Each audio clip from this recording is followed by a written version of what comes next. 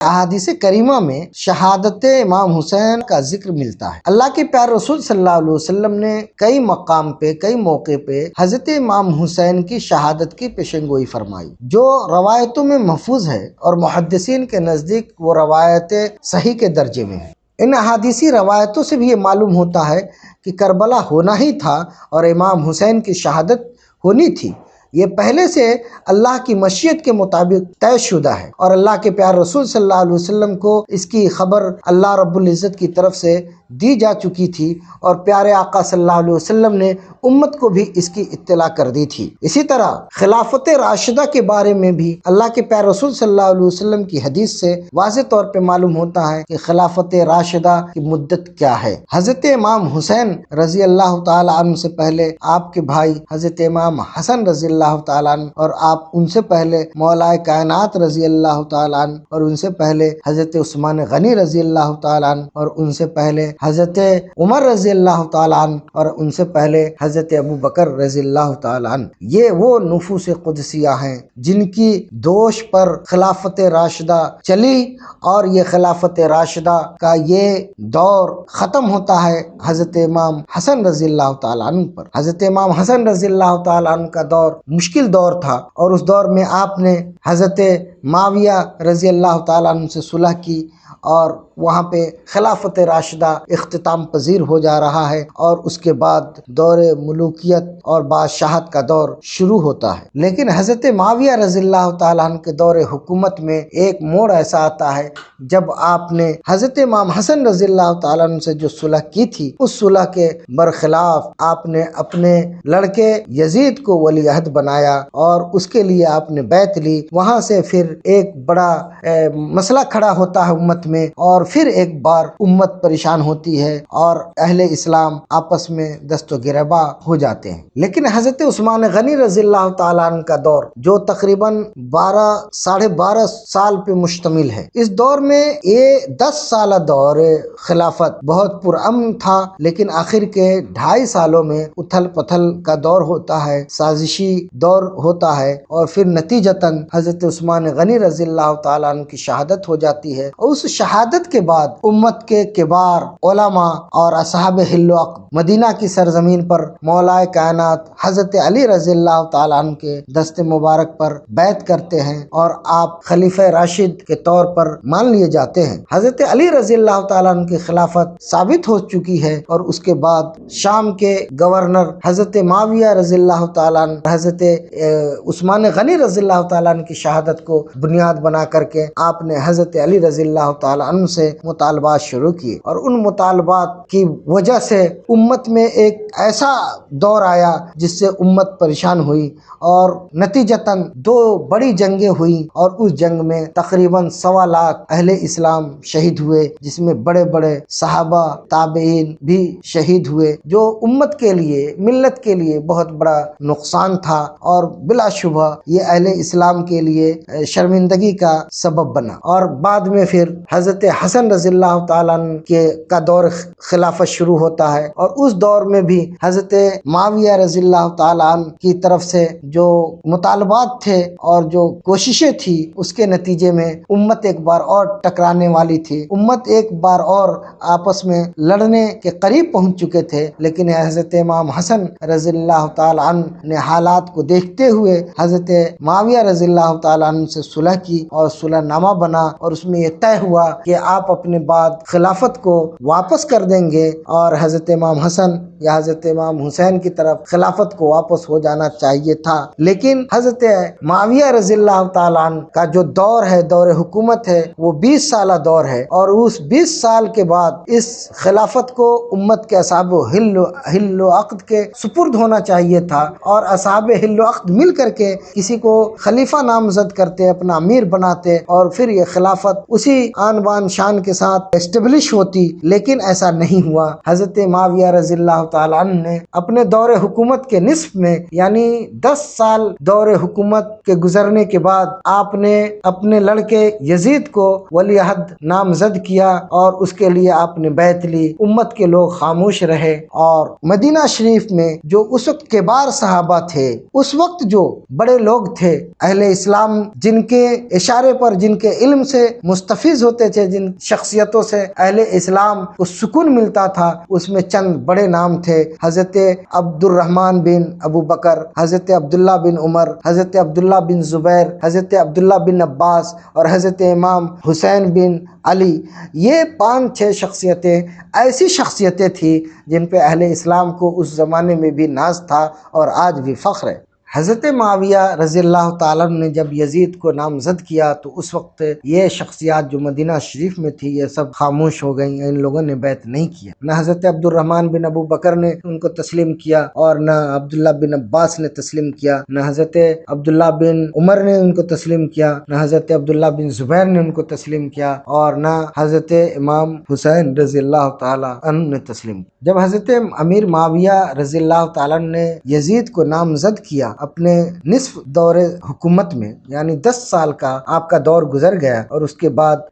اپنے لڑکے یزید کو نامزد کیا، تو اس بات سے ان 5 شخصیتوں نے اتفاق نہیں کیا جو مدینہ شریف کی نامور اور عظیم شخصیات تھیں: حضرت عبد الرحمن بن ابو بکر، حضرت عبداللہ بن عمر، حضرت عبداللہ بن زبیر، حضرت عبداللہ بن عباس اور حضرت امام حسین رضی اللہ تعالیٰ۔ ان شخصیات نے تسلیم نہیں کیا اور نہ بیعت۔ حضرت معاویہ رضی اللہ تعالیٰ عنہ نے جب یہ سنا کہ ان 5 شخصیتوں نے تسلیم نہیں کیا ہے تو آپ خاموش رہے، اور آپ نے کوئی ری ایکشن نہیں دیا، آپ نے کوئی رد عمل نہیں دیا، نہ کوئی جبر کیا ان شخصیات کے ساتھ کہ یہ لوگ تسلیم ہی کر لیں یزید کو۔ آپ خاموش رہے۔ لیکن جب 10 سال کے بعد آپ کا انتقال ہوتا ہے اور پھر یزید تخت نشین ہوتا ہے، اب یزید جب تخت نشین ہوتا ہے تو اپنے طاقت کے نشے میں وہ حضرت امام حسین اور ان کے رفقا کو اور ان اصحاب حل و عقد کو جنہوں نے اب تک کے یزید کو تسلیم نہیں کیا تھا، ان کے خلاف یہ جبر کرتا ہے اور اپنی طاقت کا استعمال کر کے ان سے اپنی بادشاہت کو تسلیم کرانے کی کوشش کرتا ہے۔ لیکن مدینہ شریف کی ان 5 شخصیات میں سے حضرت عبد الرحمن بن ابو بکر تو دنیا سے تشریف لے جا چکے تھے،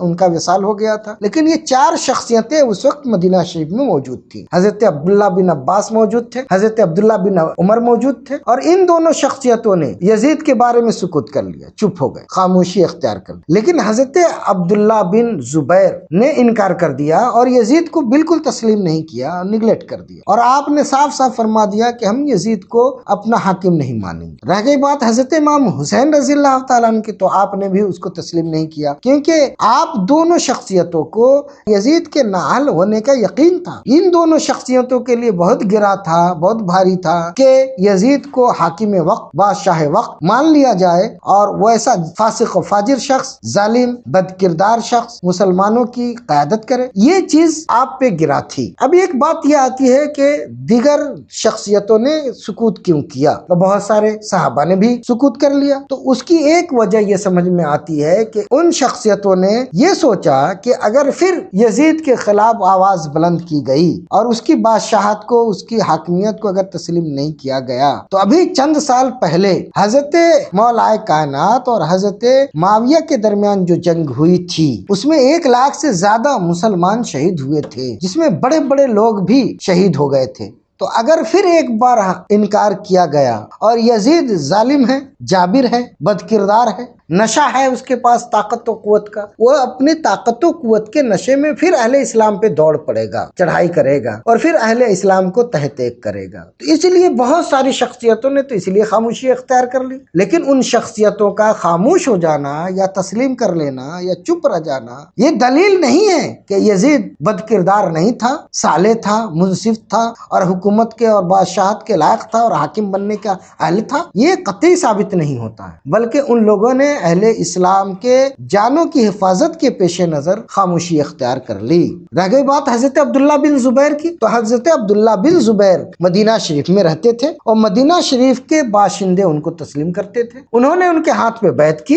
اور مدینہ شریف میں انہوں نے اپنی ایک طرح سے امت کے ایک حصے کی رہنمائی کرنے کی اور ان کو راہ راست پہ رکھنے کی اور خلافت راشدہ کو زندہ کرنے کی جد و جہد کی۔ اپنے طور پہ انہوں نے کوشش کی، وہ کوشش کہاں تک کامیاب ہوئی ناکام ہوئی وہ ایک الگ بات ہے، لیکن انہوں نے اپنے طور پر اپنے اجتہاد میں اس خلافت راشدہ کو لوٹانے کے لیے زندہ کرنے کے لیے کوشش کی۔ رہی بات حضرت امام حسین رضی اللہ تعالیٰ عنہ کی، تو حضرت امام حسین رضی اللہ تعالیٰ عنہ سے پہلے حضرت امام حسن کوفہ کی سرزمین پہ رہ چکے تھے اور ان سے پہلے حضرت مولا کائنات نے کوفہ کو دارالخلافہ بنایا تھا۔ تو ظاہر ہے کہ حضرت مولا کائنات نے اگر کوفہ کی سرزمین کو دارالخلافہ بنایا تھا تو وہاں بہت سارے اصحاب اہل وقت بھی رہے ہوں گے، بہت سارے جانثار بھی رہے ہوں گے، اور مولا کائنات باب العلم ہے، تو آپ جہاں دارالخلافہ بنائیں گے وہاں علم و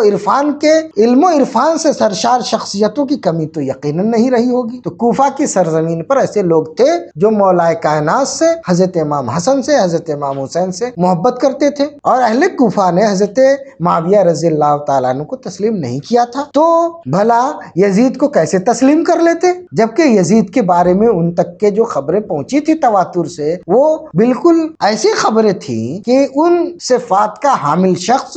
تو کسی مسلح کا امام نہیں ہو سکتا، تو قوم کا بادشاہ اور حاکم کیسے ہو سکتا ہے؟ اب کوفہ کے ان اصحاب اہل وقت نے جنہوں نے یزید کی یزیدیت سے واقفیت کی بنیاد پر، اس کی فاجرانہ زندگی سے واقفیت کی بنیاد پر اس کی بادشاہت کو تسلیم نہیں کرنے کا عزم کر رکھا تھا اور اس کے خلاف اٹھ کھڑے ہونے کی ہمت ان کے اندر پیدا ہو چکی تھی، انہوں نے سوچا کہ ہم بھی اپنے امیر کی قیادت میں اس کام کو انجام دیں۔ اس بنیاد پہ انہوں نے خطوط پہ خطوط لکھے۔ کوفہ سے جب خطوط پہ خطوط پہنچتے ہیں حضرت امام حسین رضی اللہ تعالیٰ عنہ کے پاس، اور بار بار کوفہ والوں کا جب اصرار ہوتا ہے تو حضرت امام حسین رضی اللہ تعالیٰ عنہ نے اپنے تدبر کی بنیاد پہ، غور و فکر کی بنیاد پہ، اجتہاد کی بنیاد پہ، امت کی بھلائی کے لیے، رہنمائی کے لیے اور اللہ رب العزت کی بارگاہ میں سرخرو ہونے کی غرض سے آپ مدینہ سے کوفہ کی طرف جانے کا عزم کر لیا۔ لیکن اس عزم سے پہلے کہ آپ وہاں سے روانہ ہوتے، آپ نے اپنے بھائی حضرت مسلم بن عقیل کو کوفہ روانہ کیا کہ مسلم بن عقیل جو رپورٹ دیں گے، جو خبر دیں گے، اسی بنیاد پہ آگے کا فیصلہ کیا جائے گا۔ حضرت مسلم بن عقیل کوفہ پہنچتے ہیں اور کوفہ کے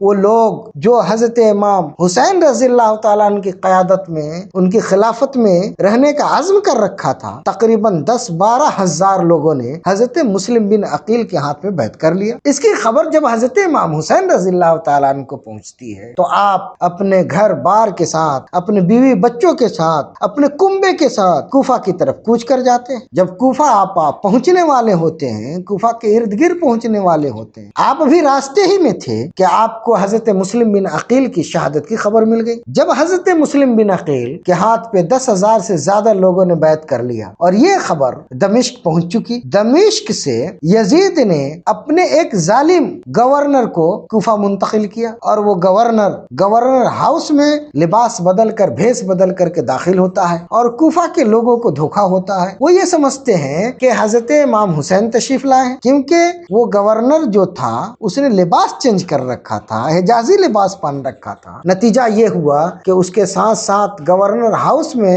بہت سارے اصحاب اہل وقت جمع ہو جاتے ہیں دھوکے میں اور انہیں قید کر لیا جاتا ہے، اور پھر حضرت مسلم بن عقیل کے خلاف ان کو حکم دیا جاتا ہے۔ مسلم بن عقیل کی شہادت ہو جاتی ہے، حضرت امام حسین رضی اللہ تعالیٰ عنہ تک شہادت کی خبر ملتی ہے۔ آپ راستے ہی میں تھے، اسی درمیان آپ کو بھی گھیر لیا جاتا ہے اور آپ کو گھیرنے کے ساتھ فوج کی نگرانی میں آپ کو لا کر کے کربلا تک چھوڑ دیا جاتا۔ کربلا میں آپ کو خیمہ زن ہونے پہ مجبور کیا گیا اور پھر آپ کو مجبور کیا گیا یزید کی بیعت کے لیے۔ حضرت امام حسین اپنے کنبے کے ساتھ، اپنی فیملی کے ساتھ، اپنے بچوں کے ساتھ مدینہ سے روانہ ہوئے تھے اہل کوفہ کی ہدایت کے لیے، ان کی رہنمائی کے لیے، ان کی قیادت کے لیے دینی طور پر۔ لیکن جب آپ راستے ہی میں تھے تو آپ کو حضرت مسلم بن عقیل کی شہادت کی خبر ملی اور پھر آپ کو کسی طریقے سے مجبور کر کے کربلا تک لایا گیا۔ ظالموں نے آپ کو اور آپ کے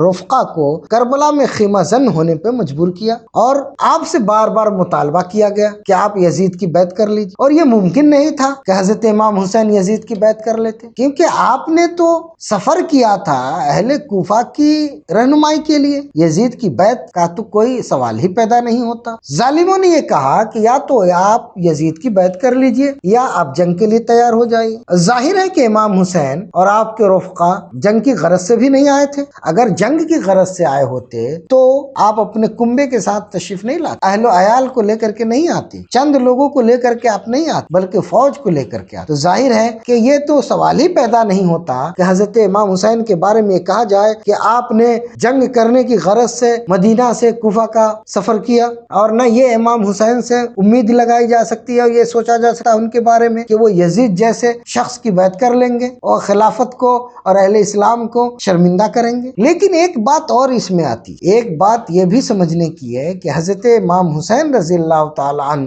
جس نانا کے گود میں کھیلے تھے، جس نانا کے کاندھے پہ چڑھ کر کے انہوں نے اپنی بچپن گزاری تھی، جس نانا کے ہاتھوں سے انہوں نے کھایا تھا، پیا تھا اور پرورش پائی تھی، نبی آخر الزمان محمد رسول اللہ صلی اللہ علیہ وسلم کہ ان احادیث سے آپ ضرور واقف رہے ہوں گے، جن احادیث میں، جن روایتوں میں کربلا اور کربلا میں شہید ہونے کے واقعات ملتے ہیں، کی خبریں ملتی ہیں، روایتیں ملتی ہیں۔ تو ظاہر ہے کہ حضرت امام حسین تک کی یہ روایت بھی پہنچی ہوگی اور حضرت امام حسین کو بھی اس کا علم رہا ہوگا۔ انہیں معلوم تھا کہ یہ ظالم ہمارے ساتھ کیا کرنے والے ہیں اور اللہ کی مشیت کیا ہے اور سرکار کا حکم کیا ہے، اور نبی کریم صلی اللہ علیہ وسلم کی جو احادیث تھی اس کا علم بھرپور رہا ہوگا۔ حضرت امام حسین صبر و استقامت کے ساتھ ڈٹے رہے، نہ انہوں نے رب کی بارگاہ میں یہ دعا کی کہ مولا